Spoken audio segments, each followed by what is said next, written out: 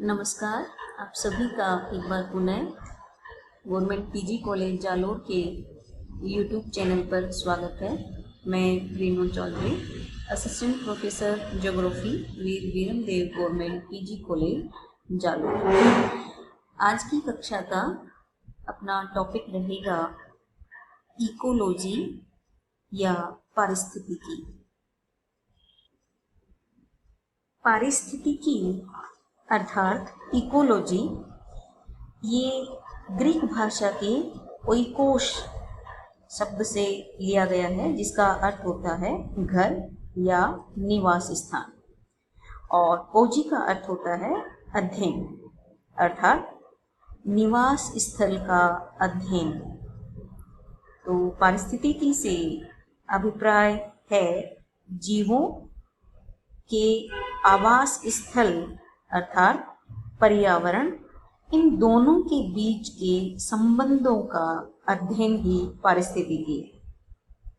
पारिस्थितिकी का शाब्दिक अर्थ पर्यावरण के संदर्भ में वनस्पति जीवों, मानव तथा अन्य सूक्ष्म जीवों का अध्ययन है।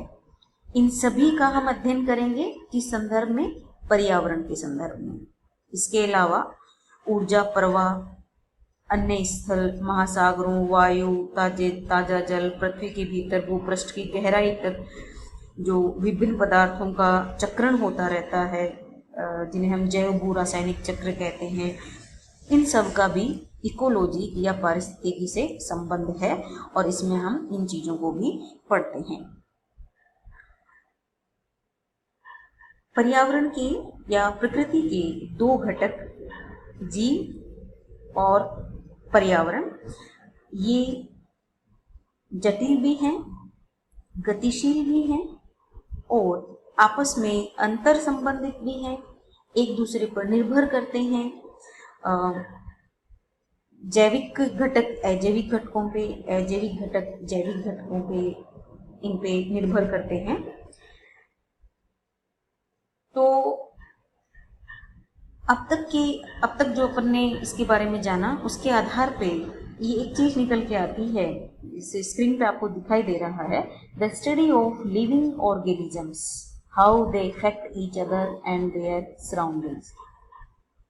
जो जैविक जीव हैं वो किस तरीके से एक दूसरे को प्रभावित करते हैं और किस तरीके से अपने आसपास के एरिया को, अपने पर्यावरण को प्रभावित करते हैं, इन सब का अध्ययन ही पारिस्थितिकी है। अब हम पारिस्थितिकी डेफिनेशन पे जाते हैं, परिभाषा पे। तो बहुत सारे वैज्ञानिकों ने अपने अपने शब्दों में पारिस्थितिकी को परिभाषित करने की कोशिश की है। उनमें से कुछ भी अपन परिचर्चा कर लेते हैं। तो सबसे पहले है अर्नेस्ट हैकल। अर्नेस्ट हैकल ने बताया कि पारिस्थितिकी जीवों तथा उनके जैव एवं अजैव पर्यावरण के बीच संबंधों का अध्ययन है। जो भी लिविंग बींग्स हैं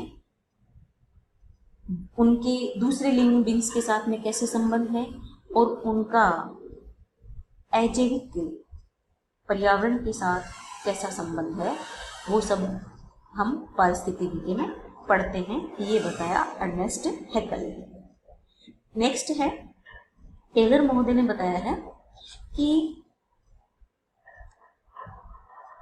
पारिस्थितिकी सभी जीवों का उनके पर्यावरण से संबंधों का अध्ययन है। ओडम महोदय ने बताया है कि पारिस्थितिकी प्रकृति की संरचना और उसके कार्य का अध्ययन है। प्रकृति के संघटक कौन कौन से हैं और किस प्रकार से प्रकृति के अंदर कार्य होता है, उन सब का अध्ययन पारिस्थितिकी है। इसके अलावा भी वार्मिंग महोदय ने बोला है कि पारिस्थितिकी जीवों तथा उनके पर्यावरण के बीच संबंधों का अध्ययन है। क्लीमेंट्स ने बताया है कि पारिस्थितिकी को समुदाय के विज्ञान के रूप में हम परिभाषित कर सकते हैं कि कम्युनिटी का जो सिस्टमेटिक अपन अध्ययन करते हैं वो पारिस्थितिकी है।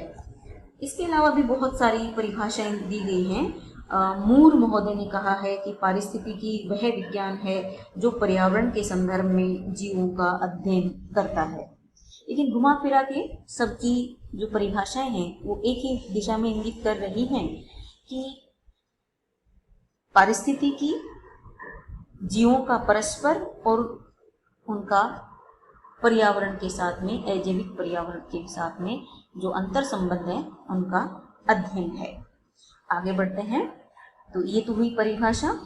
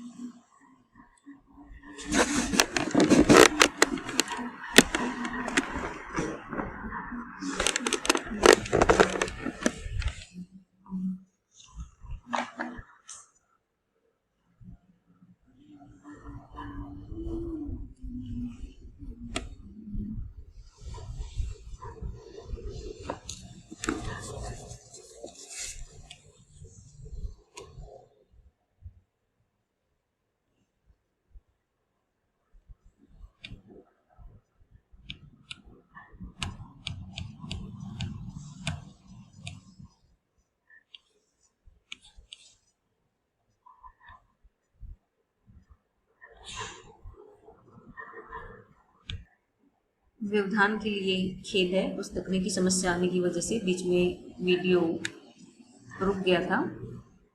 चलिए आगे बढ़ते हैं। हम पारिस्थितिकी की ऐतिहासिक पृष्ठभूमि की संक्षिप्त परिचर्चा करेंगे। तो पारिस्थितिकी का जो इतिहास है इन्हें हम 4 प्रावस्थाओं में बांट सकते हैं। सबसे पहले हम प्रथम प्रावस्था देखते हैं। इसे प्रथम विश्व युद्ध तक माना जाता है। इस अवधि तक को शामिल करते हैं। तो इसकी ये विशेषताएं थी कि मुख्य रूप से जीवों और उनके पर्यावरण में जो आपसी संबंध थे उनके आधार पर पारिस्थितिकी को परिभाषित किया गया। और पारिस्थितिकी को मात्र एक शिक्षा के महत्व के हिसाब से एक सब्जेक्ट के रूप में लाया गया, जिसमें हम पर्यावरण और जीवों का परस्पर संबंध पढ़ते हैं। इसी काल में डार्विन द्वारा प्रजातियों के उद्भव की संकल्पना दी गई थी, जिससे पौधों तथा जंतुओं के विकासीय जो इतिहास के लक्षणों का अनुरेखण था, किस तरीके से विभिन्न प्रजातियों का विकास हुआ है, वो भी इस काल में हुआ। और निवास्य क्षेत्र, जो आवास क्षेत्र होता है, हैबिटेट्स होता है, उनके संदर्भ में पादप और जंतुओं का संबंधों की व्याख्या की गई। तो अब तक प्रथम विश्व युद्ध तक पारिस्थितिकी जो थी मात्र एक शैक्षिक सब्जेक्ट रहा। इसके बाद आती है दूसरी प्रावस्था, द्वितीय प्रावस्था। ये प्रथम विश्व युद्ध से लेकर के और द्वितीय विश्व युद्ध के बीच की अवस्था है। इसमें पारिस्थितिकी के कुछ नए पक्षों का अध्ययन किया गया, जिनमें वनस्पतियों का सर्वेक्षण, मापन, वर्गीकरण, इनकी तुलना में वनस्पतियों की विशेषताएं तथा उनके आवास क्षेत्र की भौतिक दशाओं में संबंधों का अध्ययन प्रमुखता से किया गया। उसके पश्चात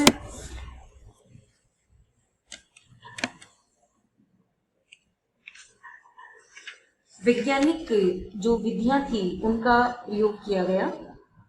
प्रयोगशाला में प्रयोग किए गए, पराग विश्लेषण किया गया, सांख्यिकी तकनीकियों का प्रयोग किया गया। उसके अलावा जैविक और अजैविक संगठकों में अंतर प्रक्रियाओं का जो विभिन्न पक्ष हैं उनका अध्ययन इस अवस्था में किया गया। इसके बाद आती है तृतीय प्रावस्था। द्वितीय युद्ध से लेकर के 1960 तक की जो 20 वर्ष की अवधि है उसे तृतीय प्रावस्था में रखा जाता है। इसमें पारिस्थितिकी अध्ययन में तंत्र विश्लेषण का प्रयोग किया गया, सिस्टम एनालिसिस का।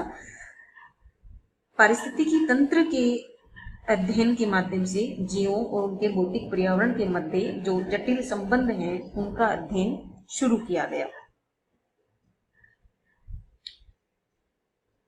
उसके बाद आती है चतुर्थ प्रावस्था, जिसे हम आधुनिक प्रावस्था कहते हैं, जो कि 1960 से शुरू हुई थी।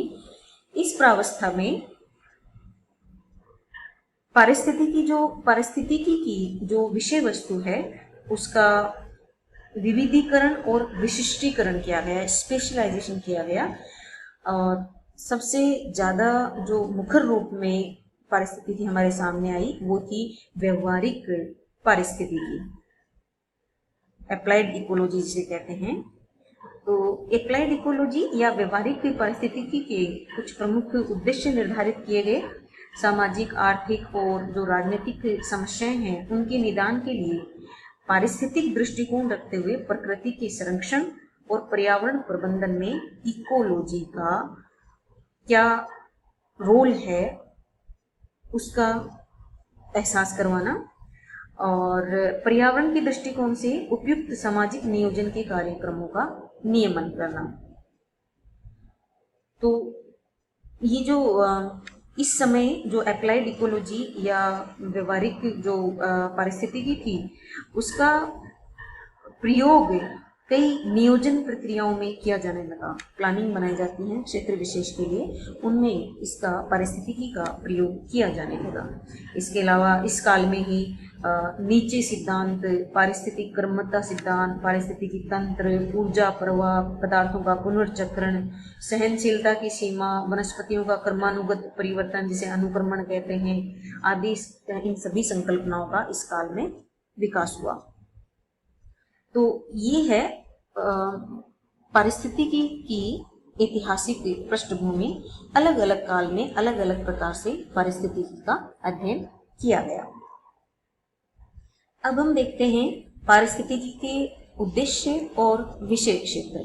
तो अभी जो हमने ऐतिहासिक पृष्ठभूमि देखी तो उससे इतना तो स्पष्ट हो गया कि समय के साथ में पारिस्थितिकी का विषय क्षेत्र बदलता रहा है। जैसे जैसे संकल्पनाओं का इनका विकास हुआ उसके साथ साथ पारिस्थितिकी के अध्ययन क्षेत्र में भी विस्तार हुआ है। मानव जनसंख्या निर्बाध गति से दिन प्रतिदिन अत्यधिक बढ़ रही है, वो आर्थिक विकास अधिक कर रहा है और अधिक आर्थिक विकास करने के लिए अधिकतम प्राकृतिक संसाधनों का विदोहन करना पड़ रहा है, जिसके फलस्वरूप जो पर्यावरण है उसमें प्रदूषण और अवनयन हमें देखने को मिल रहा है और उसमें गुणात्मक वृद्धि भी होती जा रही है समय के साथ में। तो इसकी वजह से जो लोगों का इंटरेस्ट है वो मानव पर्यावरण संबंधों की ओर बढ़ता चला गया है और पारिस्थितिकी का महत्व भी वर्तमान समय में साल दर साल बढ़ता जा रहा है। प्रारंभ में पारिस्थितिकी का मात्र शैक्षिक महत्व था, क्योंकि इसमें सिर्फ हम ये पढ़ते थे कि विभिन्न जीवों और भौतिक पर्यावरण के बीच में क्या संबंध है। लेकिन पर्यावरण प्रदूषण और अवनयन, पारिस्थितिकी संकट, ये जो भयावह चीज़ें हमारे सामने आ रही हैं, उसके बाद लोगों का इस विषय की ओर अधिकाधिक ध्यान जाने लगा। उन्होंने समझा इस चीज को कि हम पारिस्थितिकी का प्रयोग पर्यावरण प्रबंधन में कर सकते हैं। तो सीसी पार्क हैं, उन्होंने कहा कि वास्तव में पारिस्थितिकी कई लोगों के लिए संरक्षण और पर्यावरण का पर्यायवाची बन गई है। वर्तमान में बहुत ही महत्व है। इसमें समस्त जैविक समुदाय के संपूर्ण समाज का अध्ययन किया जाता है। इसके अंतर्गत मोटे तौर पे दो प्रमुख पक्षों का हम अध्ययन करते हैं। समस्त जीव मंडल या उसके किसी भाग के जैविक तथा अजैविक संगठनों में आपसी संबंधों का वैज्ञानिक अध्ययन, जो कि परंपरागत रूप से हम करते आ रहे हैं। ये नवीनतम है। बढ़ती जनसंख्या की आवश्यकता की पूर्ति तथा आर्थिक विकास हेतु प्राकृतिक संसाधनों के बढ़ते विदोहन से उत्पन्न जो पर्यावरणीय समस्याएं हैं उनका अध्ययन, उनके निवारक उपाय तथा पारिस्थितिक संसाधनों का नियोजन एवं प्रबंधन, ये चीज भी हम पारिस्थितिकी के अंदर पढ़ते हैं। आज के लिए बस इतना ही, मिलते हैं नेक्स्ट क्लास में। धन्यवाद।